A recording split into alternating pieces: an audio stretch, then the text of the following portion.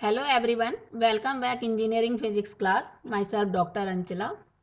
तो हम अपनी यूनिट 4th डिस्कस कर रहे हैं जो वेब ऑप्टिक्स है और आज का जो हमारा टॉपिक है वो है न्यूटन्स रिंग्स. इससे पहले हमने इसके दो टॉपिक ऑलरेडी डिस्कस कर चुके हैं कि थिन फिल्म इंटरफेरेंस एंड दूसरा हमने वेव शेप्ड इंटरफेरेंस डिस्कस कर लिया है. तो आज का हमारा टॉपिक है न्यूटन्स रिंग्स. तो आज का टॉपिक स्टार्ट करते हैं न्यूटन्स रिंग. तो सबसे पहले मैंने हेडिंग डाला हुआ है, देखिए न्यूटन्स रिंग. तो सबसे पहले हम ये समझते हैं कि न्यूटन्स रिंग की फॉर्मेशन क्या से होती है, कि बेसिकली न्यूटन्स रिंग होती क्या है. तो हम इसको एक डायग्राम की हेल्प से समझने की कोशिश करते हैं. देखिए यहाँ पर मैंने एक डायग्राम ड्रॉ किया हुआ है जहाँ पर ये एल रखा हुआ है. हम पहले इस डायग्राम की बात कर रहे हैं, इसको जरा हम ए नाम दे देते हैं कि this is the A diagram and this is B. Clear. तो जिसका मैंने एल नाम दिया हुआ है, basically this is a plano convex lens. कि एक प्लेनो कॉन्वेक्स लेंस को इसके नीचे जो रखा हुआ है ये है this is a plane glass plate. तो इसका हम नाम भी लिख लेते हैं कि this is a plano convex lens. Plano convex lens. और यहां पर ये जो रखी हुई है this is the plane glass plate.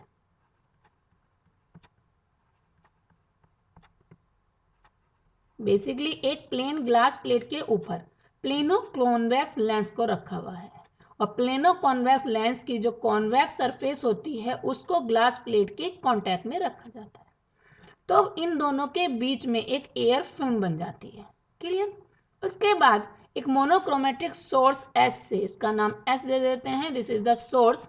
Source S से इसके ऊपर लाइट इंसिडेंट कराई जाती है. जब इस एयर फिल्म के ऊपर लाइट इंसिडेंट होती है तो एयर फिल्म की अपर सरफेस से एंड लोअर सरफेस से लाइट रिफ्लेक्ट हो जाती है और आफ्टर द रिफ्लेक्शन वो इंटरफेयर करती हैं और इंटरफेयर करके हमें एक इंटरफेरेंस पैटर्न मिलता है. उसी इंटरफेरेंस पैटर्न को न्यूटन्स रिंग कहा जाता है. आप इसी को अगर बिग डायग्राम से देख लें तो देखिए एक मोनोक्रोमेटिक सोर्स एस से एयर फिल्म के ऊपर लाइट इंसिडेंट हो रही है. लाइट इंसिडेंट होकर इसके एक लोअर सरफेस से लाइट रिफ्लेक्ट हो जाती है जिसको मैंने 1 का नाम दे दिया है. एक बार अपर सरफेस से रिफ्लेक्ट हो जाती है जिसको हमने 2 का नाम दिया है. ये जो रेज 1 एंड 2 हैं कहीं दूर जाकर आपस में इंटरफेयर करेंगी और इंटरफेरेंस पैटर्न मिलेगा हमें. उसी इंटरफेरेंस पैटर्न को न्यूटन्स रिंग कहा जाता है. क्लियर. तो अब इसी के हम कि किस तरीके से हमें लिख के आना है इसको देख लेते हैं कि डिफाइन कैसे करते हैं कि फॉर्मेशन ऑफ न्यूटन्स रिंग. कि when a plano convex lens of large radius of curvature is placed with its convex surface in contact with a plane glass plate, an air film of gradually increasing thickness from the point of contact is formed. Point of contact पर यहाँ पर air film की thickness क्या हो जाएगी, 0. और जैसे जैसे हम लेफ्ट या राइट की तरफ चलते हैं तो थिकनेस फिल्म की ग्रेजुअली इंक्रीज होती जाती है. Clear. If monochromatic light is allowed to fall normally on this film then alternate bright and dark rings with their center dark are formed and these rings are known as Newton's ring. और उन्हीं rings को हम Newton's ring कहते हैं. Newton's rings are formed because of the interference between the waves reflected from the top and bottom surface of an air film formed between the lens and plate. क्यों बनती हैं ये, क्योंकि interference के कारण बनती हैं. अपर सरफेस से लाइट रिफ्लेक्ट हो जाती है एंड लोअर सरफेस से लाइट रिफ्लेक्ट हो जाती है और आपस में कहीं पर वो इंटरफेयर करती हैं और हमें इंटरफेरेंस पैटर्न देती हैं. उसी इंटरफेरेंस पैटर्न को न्यूटन्स रिंग कहते हैं. तो बेसिकली हमने ये न्यूटन्स रिंग की फॉर्मेशन देख ली कि किस तरीके से इंटरफेरेंस के कारण न्यूटन्स रिंग बन रही हैं. अब हम इसकी थियोरी की तरफ चलते हैं. तो अपना सेकेंड सब हेडिंग डालते हैं हम, थियोरी. देखिए अभी जो हम न्यूटन्स रिंग को ऑब्जर्व कर रहे हैं वो हम रिफ्लेक्टेड लाइट के थ्रू कर रहे हैं. तो हम वही लिखेंगे कि as the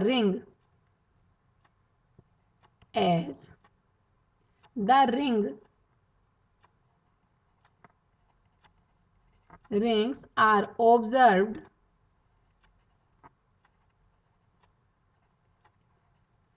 in reflected light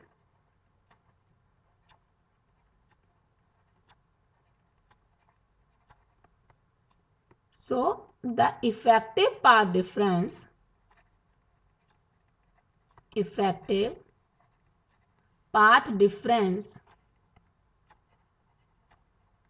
is given by, जो हम ऑलरेडी थिन फिल्म इंटरफेरेंस में पाथ डिफरेंस कैलकुलेट कर चुके हैं ड्यू टू रिफ्लेक्टेड सिस्टम, उसी पाथ डिफरेंस को यहाँ पर हम डायरेक्ट यूज कर रहे हैं। अगर आपको याद हो तो path difference delta equal to वहाँ पर था 2 mu T cos R plus lambda by 2। हमने उसी पाथ डिफरेंस को यहाँ पर डायरेक्ट यूज कर रहे हैं।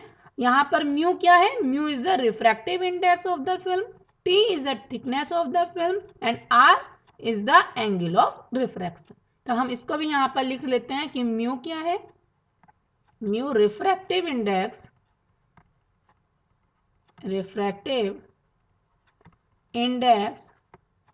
Of the film, T thickness of the film,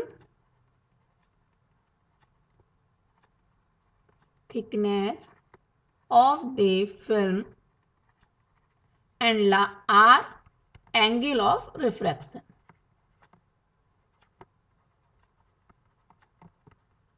अब देखिए, अगर हम डायग्राम की बात करें तो डायग्राम में भी आप देख पा रहे होंगे कि हमने एक ग्लास प्लेट को इस तरीके से 45 डिग्री अलाइन पर यहाँ पर रखा हुआ है। बेसिकली इसका वर्क ये होता है कि ये एयर फिल्म पर लाइट को नॉर्मली इंसिडेंट करा देती है। तो केस क्या बन गया इसका मतलब? नॉर्मल इंसिडेंस का।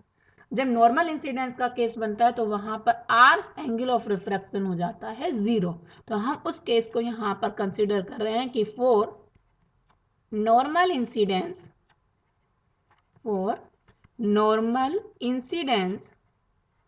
R equal to 0। जब R इक्वल टू 0 हो जाता है तो हमें पता है कि cos R की वैल्यू 1 हो जाती है।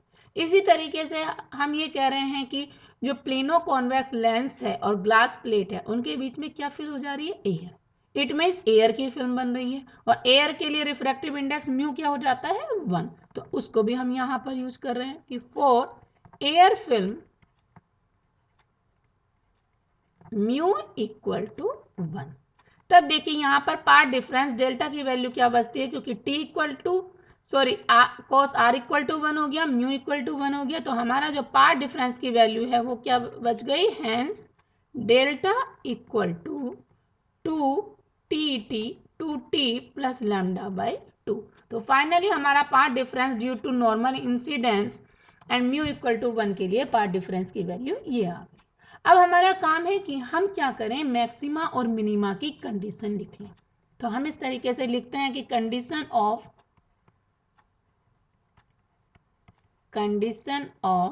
मैक्सिमा या फॉर मैक्सिमा के लिए, फॉर मैक्सिमा, और आपको पता है कि जहां पर मैक्सिमा मिलता है वहीं पर हमें ब्राइट रिंग मिलेगी, ब्राइट रिंग्स। अब ये भी आप जानते हैं कि जहां पर मैक्सिमा की कंडीशन होती है, मैक्सिमा की कंडीशन हमें उस केस में मिलती है जब कंस्ट्रक्टिव इंटरफेरेंस होता है, और कंस्ट्रक्टिव इंटरफेरेंस के केस में path difference should be equal to even number of N lambda by 2 के इक्वल होना चाहिए, या हम कहें कि path difference should be equal to even multiple of lambda by 2 होना चाहिए। तो हम उसी कंडीशन को यहाँ पर यूज कर रहे हैं कि जो पार्ट डिफरेंस है 2t plus lambda by 2 should be equal to n lambda by 2। तो यहाँ से क्या आ जाएगा? 2t plus lambda by 2 equal to n lambda. और यहाँ से अगर हम देखें कि 2t की वैल्यू हम नेक्स्ट पेज पर ले लेते हैं, तो 2t की वैल्यू किस तरीके से हम लिख सकते हैं? 2t equal to 2n minus 1 और lambda by 2, where n equal to 1, 2, 3 and so on. अब हम दूसरा क्या कर लेते हैं कि कंडीशन लिख लेते हैं मिनिमा के लिए। कंडीशन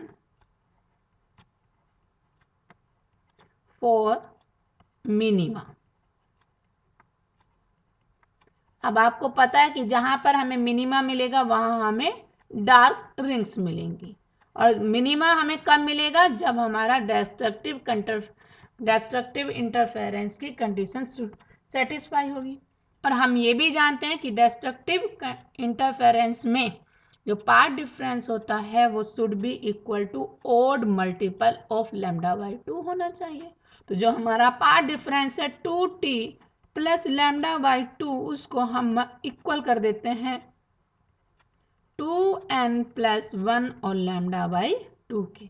यहाँ पर हम इसको अगर सोल्व करेंगे तो 2t इक्वल टू 2n+1 λ/2, और ये इधर से आ जाएगा λ/2। तो यहाँ पर हमारा 2t की वैल्यू यहाँ आ जाएगी n लैम्डा। तो ये हमारी कंडीशन आ गई डार्क रिंग के लिए, और ये वाली हमारी कंडीशन थी ब्राइट रिंग के लिए। ठीक है, अब देखिए हम सेंटर पर, या हम ये कहें eight the point of contact पर देख लेते हैं। अगर हम डायग्राम की तरफ देखें तो आपको यहाँ पर दिख रहा है कि जहाँ पर plano convex lens and glass plate आपस में कांटेक्ट पर हो रही हैं, वहाँ पर फिल्म की थिकनेस क्या होगी, t इक्वल टू 0। क्लियर। तो जरा हम यहाँ पर उसको यूज करते हैं और देखते हैं कि न्यूटन्स रिंग के केस में सेंटर पर क्या बनेगा, क्या डार्क पॉइंट बनेगा या ब्राइट पॉइंट बनेगा। तो इस तरीके से हम इसको लिख लेते हैं कि सेंटर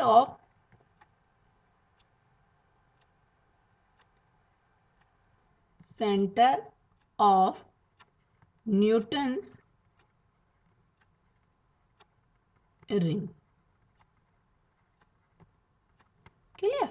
तो देखिए हम लिखते हैं कि at the point of contact, at the point of contact, the thickness of the film, thickness of the film t equal to 0।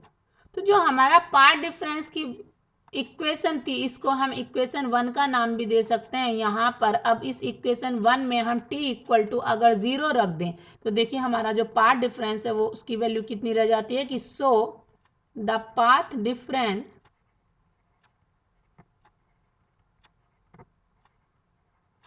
तो हमारे पाथ डिफरेंस डेल्टा की वैल्यू शुड भी इक्वल हो जाएगी λ/2 की। और ये जो λ/2 कंडीशन होती है ये मिनिमम इंटेंसिटी की कंडीशन होती है, इसीलिए सेंटर न्यूटन्स रिंग में डार्क बनता है। तो हम लिख सकते हैं इसका कंक्लूजन कि this is the condition of minimum intensity,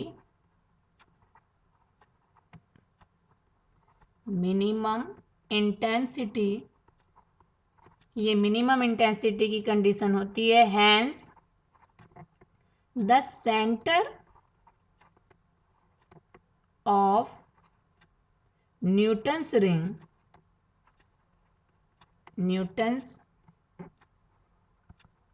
rings appears dark.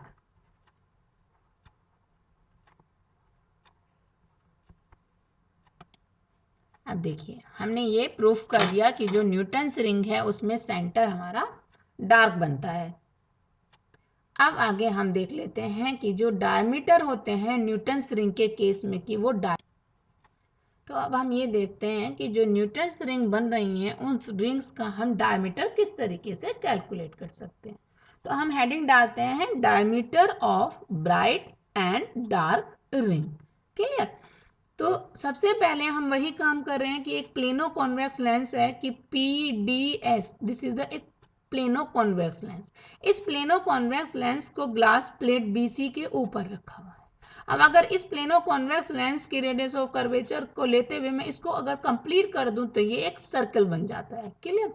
अब इस प्लेनो कॉन्वेक्स लेंस की OS क्या है, एक radius of curvature. R, capital R is the radius of curvature of plano convex lens, and small rn is the radius of Newton's ring, and small t is the thickness of the film। तो मैंने यहाँ पर ये लिख लिया। अब इसकी मैं यहाँ पर कंसिडरेशन लिख रही हूँ कि diameter of bright and dark rings, to calculate the diameters of bright and dark rings consider a plano convex lens of radius of curvature R placed on a glass plate. कि हम एक plano convex lens को जिसकी radius of curvature capital R है उसको glass plate के ऊपर रख दिया। अब देखिए थोड़ा सा इस डायग्राम की ज्योमेट्री के अकॉर्डिंग हम लिख लेते हैं कि ये जो OD है, आप देख पा रहे हैं कि OD इक्वल है OS के, एंड OS कितना है कैपिटल R।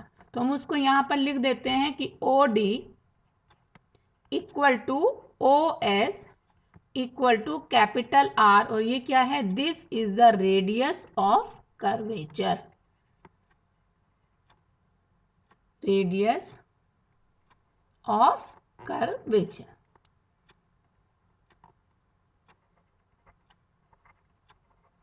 क्लियर। इसी तरीके से आप देख पा रहे हैं कि AD क्या है, कि AD इज द फिल्म की थिकनेस है, उसको भी हम यहां पर लिख लेते हैं AD equal to T, this is the film thickness, thickness of the film. Clear. अब यहां पर आप देख पा रहे हैं कि ये जो AS है, कि AS इज द RN, की AS क्या है, न्यूटन्स रिंग की रेडियस है, तो हम उसको भी लिख लेते हैं कि AS equal to RN, this is the radius of ring. Clear,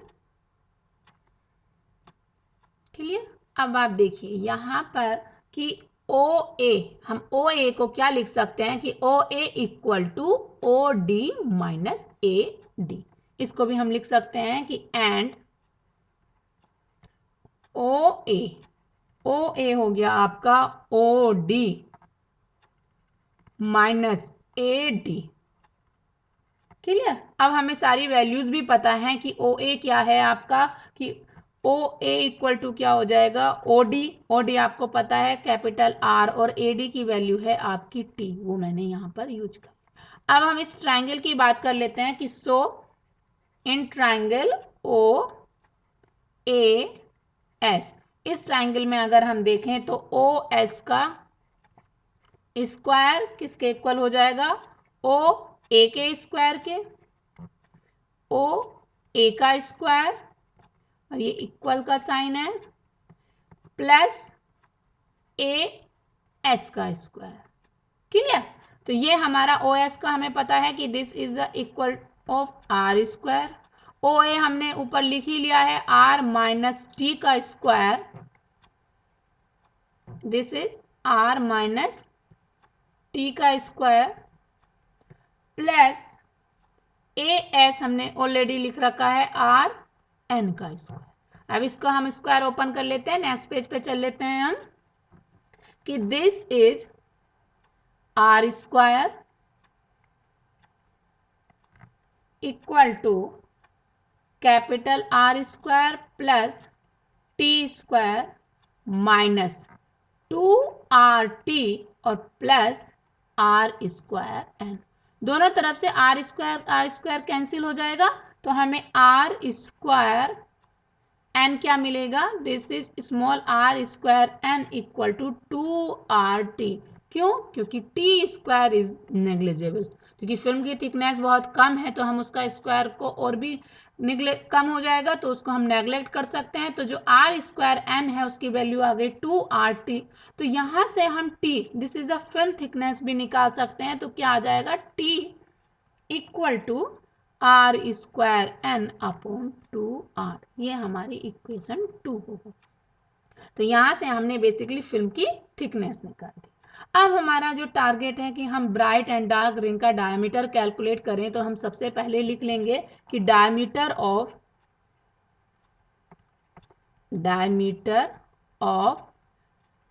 bright ring. अब देखिए जो हमने ब्राइट रिंग की कंडीशन ऑलरेडी निकाल रखी है, उस कंडीशन में केवल हमारा टारगेट है कि हम T की वैल्यू को पुट कर दें। तो उस कंडीशन को हम यहाँ पर लिख रहे हैं पहले कि for bright ring bright rings, the condition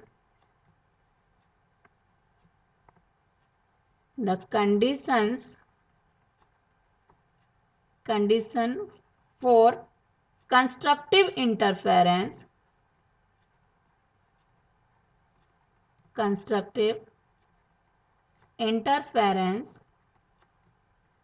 is, और कंडीशन क्या थी वो, 2t equal to 2n-1 lambda by 2। तो यहाँ पर हम क्या करें, t की वैल्यू को पुट कर दें तो क्या मिलेगा, हम क्या लिख सकते हैं हम इस तरीके से कि यूजिंग इक्वेशन 2, हम इक्वेशन अगर 2 को यूज कर लें तो देखिए 2 t को रिप्लेस करेंगे हम, t की जगह हमने लिख दिया r² n/2r equal to 2n-1 lambda by 2। इसको हम नेक्स्ट पेज पे सोल्व कर लेते हैं।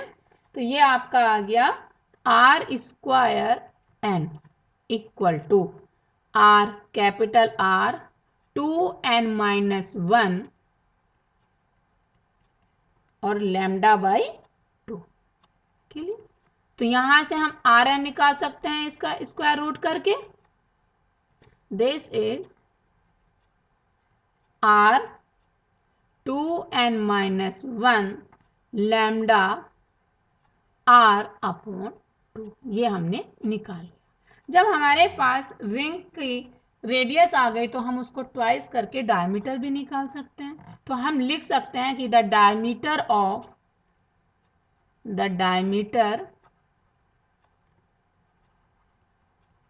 ऑफ ब्राइट रिंग वो क्या हो जाएगा, इसका डबल हो जाएगा। हम लिख सकते हैं dn equal to twice rn। Clear? ये हमने करा 2 और रिंग की वैल्यू, रेडियस की वैल्यू यहाँ पर रखी हुई है 2n-1 लैम्डा r/2। 2 से 2 कैंसिल होगा तो यहाँ पर स्क्वायर रूट 2 आ जाएगा। तो ये जो dn की वैल्यू है, ये वैल्यू कितनी आ जाएगी आपकी, देखिए 2n-1 और लैम्डा r। तो यहां से हमें क्या पता चल गया कि जो dn है, this is the diameter of bright ring, is directly proportional to √2n-1। तो हम इसका कंक्लूजन लिख सकते हैं कि so the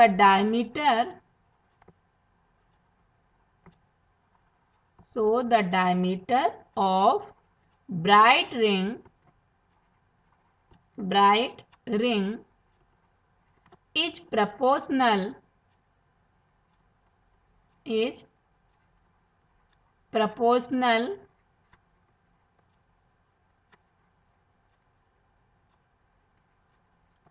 to square root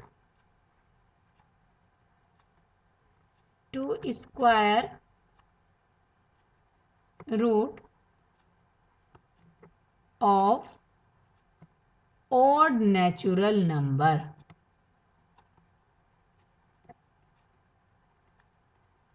कि जो ब्राइट रिंग का डायमीटर होता है, diameter of bright ring is proportional to the square root of odd natural number. तो इसी तरीके से हमें डायमीटर निकालना है डार्क रिंग का। तो हम नेक्स्ट पेज पर चल लेते हैं और लिखते हैं कि diameter of dark ring, diameter of dark ring.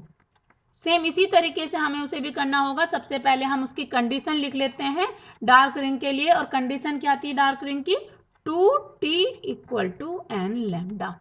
बस यहाँ पर t की वैल्यू हम रखने जा रहे हैं 2, t की वैल्यू थी r²n/2r, this is equal to, sorry ये n लैम्डा है, दिस इज n लैम्डा। तो यहां से अगर मैं r² की वैल्यू देख रही हूं तो this is equal to r² equal to r n lambda. तो यहां से rn की वैल्यू आपकी आ गई under root R N lambda. अब यहां से हम डायमीटर निकाल सकते हैं। So D N equal to 2 R N, तो यहां से डी एन की वैल्यू आ गई 2 under root R N lambda. इस अगर 2 को हम अंदर ले जाएं तो हमारा क्या बनेगा, this is 4n lambda are. तो इसका मतलब जो डायमीटर है डार्क रिंग का वो क्या हो रहा है, directly proportional to the natural numbers. तो हम यहाँ पर लिख सकते हैं उसका कंक्लूजन कि D N is directly proportional to square root of natural number. तो द डायमीटर, हम कंक्लूजन इसका लिख रहे हैं कि the diameter of dark rings are proportional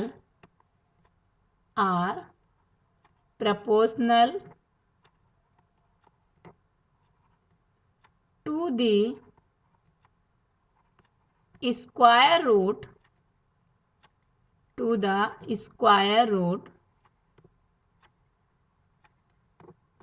of natural numbers।